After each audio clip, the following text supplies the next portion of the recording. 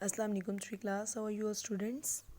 प्यारे बच्चों, आज आपका इंग्लिश बी का लेक्चर है। ठीक है, तो आपने क्या करना है, इंग्लिश ग्रामर की बुक खोलेंगे और लेसन नंबर 11 पेज नंबर 34 पे आएंगे। ठीक है, ओके जी। This is our today's topic is prepositions. Prepositions, ठीक है। सबसे पहले आप डेट एंड डे मेंशन करें। Today the date is 3 December 2020। This is class work and the day is Thursday. Clear? Okay ji.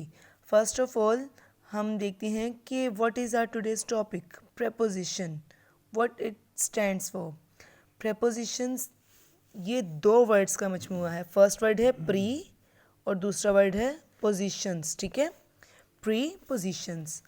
Pre किसे कहते हैं, पहले आने वाले को, और पोजीशन उसकी पोजीशन क्या है, उसकी लोकेशन क्या है, उसका सिचुएशन क्या है। ठीक है, तो प्री पोजिशंस यानी कि प्रेपोजिशंस यानी कि जो भी पोजीशन है, जो भी उसकी इस वक्त हालत है, उससे पहले क्या था।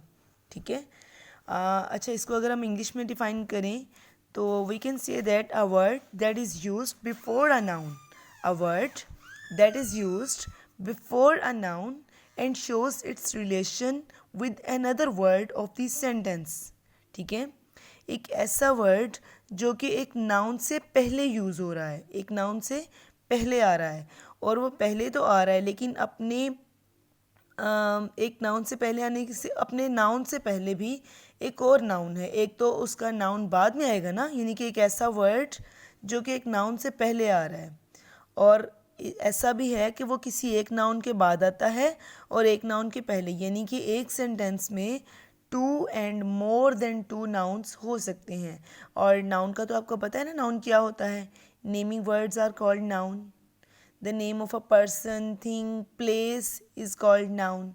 ठीक है, तो जो भी वर्ड नाउन से पहले आए लेकिन वो रिलेशन को जाहिर करे, अपने उस नाउन के रिलेशन को दूसरे वर्ड्स के साथ, उसी सेंटेंस के दूसरे वर्ड्स के साथ रिलेशन को जाहिर करे और उनको मिलाए कि वो एक ही सेंटेंस में क्यों हैं। ठीक है, तो वो होते हैं प्रेपोजिशंस। ठीक है, अब आप लोग यहाँ पे कंफ्यूज होंगे। हाँ, जैसे कि मैंने आपको कहा कि एक सेंटेंस में जहाँ पर प्रपोजिशन है वहाँ पर 2 और मोर देन 2 नाउन्स हो सकते हैं, वहीं पर 2 एंड मोर देन 2 प्रपोजिशंस भी आ सकते हैं एक ही सेंटेंस में। ठीक है, वो थोड़ा सा बाद में बताऊंगी, पहले हम आपको ये देखते हैं। यहाँ पर अगर आपकी बुक में देखें तो कहते हैं कि you have already learn that prepositions are words which tell us where something is. ठीक है, कि कौन सी चीज़ कहाँ पर है। अब ये कैसे है, हमें प्रपोजिशंस क्या करते हैं, हमें पहले से ही पोजिशंस बता देते हैं, यानी कि it tells us where the setting is, कि सेटिंग कहाँ पर है, कौन सी चीज़ कहाँ पर है, कौन सा नाउन किस वक्त कहाँ पर था। ठीक है, ऊपर था, नीचे था, अंदर था, आगे था, पीछे था, दूर था। ठीक है, ये मतलब कि सेटिंग कहाँ पे है, कौन सी चीज़ कहाँ पर है और किस तरह है, वो बताता है प्रपोजिशंस।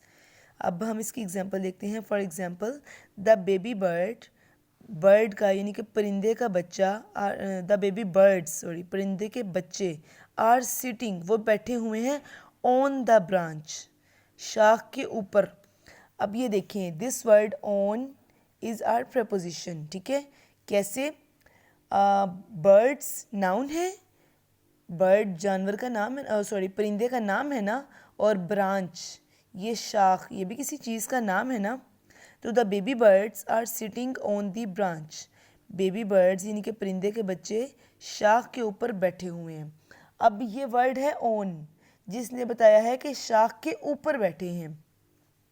ये भी कह सकते थे the baby birds are sitting under the branch, शाख के नीचे बैठे हैं, तो वो भी प्रपोजिशन होता, लेकिन सेटिंग चेंज हो जाती। यहाँ पर ऑन है, ऑन का मतलब है पर। अच्छा जी, ऑन का मतलब है पर, यानी कि ऊपर बैठे हैं। अगर अंडर आ जाता या कुछ और आ जाता तो वो सिचुएशन चेंज हो जाती, पोजीशन चेंज हो जाती, सेटिंग चेंज हो जाती। ऐसा ही है ना। तो इसी तरह ही आगे है, नेक्स्ट एग्जांपल है, ही इज़ सिटिंग वो बैठा है इन द कार, कार के अंदर। ऑन का मतलब क्या था, पर, सरफेस पर, यानी कि सिंपल लैंग्वेज में अगर मैं आपको सिंपल वर्ड्स में बताती हूँ, this pencil is in my hand, right. ये पेंसिल क्या है, मेरे हाथ में है।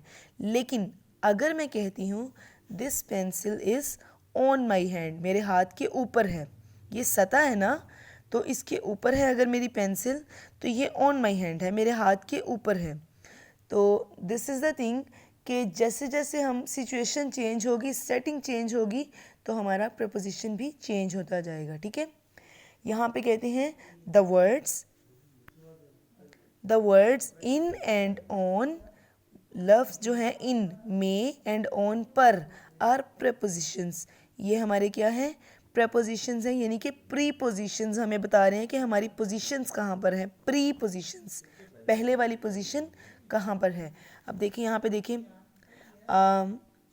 ये एक लड़का है जो कि गाड़ी के अंदर बैठा हुआ है, पिक्चर में आपकी बुक्स पे है ना, गाड़ी के अंदर बैठा हुआ है। अगर आप इसको देखें, अगर हम कहते हैं, ये कहते हैं ना he is sitting in the car, वो गाड़ी के अंदर बैठा है, ठीक है। He is sitting on the bonnet, अगर वो हम कहते हैं कि वो गाड़ी के बोनेट के ऊपर बैठा हुआ है, गाड़ी के बोनेट यानी कि कार के बोनेट के ऊपर बैठा हुआ है आगे, तो वो ऊपर बैठा है ना, अंदर तो नहीं है बोनेट के अंदर। या तो बोनेट के अंदर, इन द बोनेट तब कहेंगे जब इसको खोल के वो इसके अंदर बैठेगा, इसके अंदर तो नहीं ना बैठ सकता, ना बैठा हुआ है, वो बोनेट के ऊपर बैठा है। जैसे ही ऊपर बैठा, सेटिंग चेंज हो गई, जगह प्लेस चेंज हो गई, तो उसके साथ ही प्रपोजिशन भी चेंज हो गया। जो इन द कार था वो ऑन द बोनेट हो गया। ये मैंने आपको अपने वर्ड्स में, सिंपल वर्ड्स में एग्जाम्पल दी है, आपके सामने जो पिक्चर प्रेजेंट की गई है उसी से ही, ठीक है।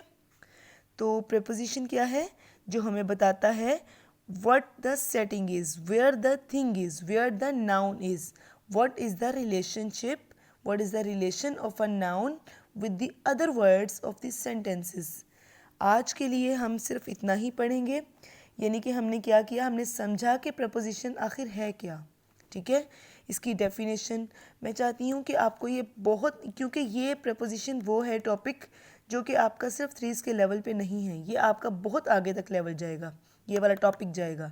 तो फिर आपने क्या करना है, इसको अभी से अच्छी तरह से समझने, ताकि आपको आगे किसी भी क्लास में कभी भी कन्फ्यूजन ना हो, कोई भी प्रॉब्लम, कोई भी इश्यू ना फेस करना पड़े, ठीक है।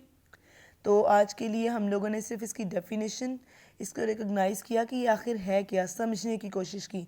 आगे इंशाल्लाह नेक्स्ट लेक्चर में हम इसको आगे सॉल्व करने की, समझने की कोशिश करेंगे, ठीक है। टिल देन टेक केयर, अल्लाह हाफिज़।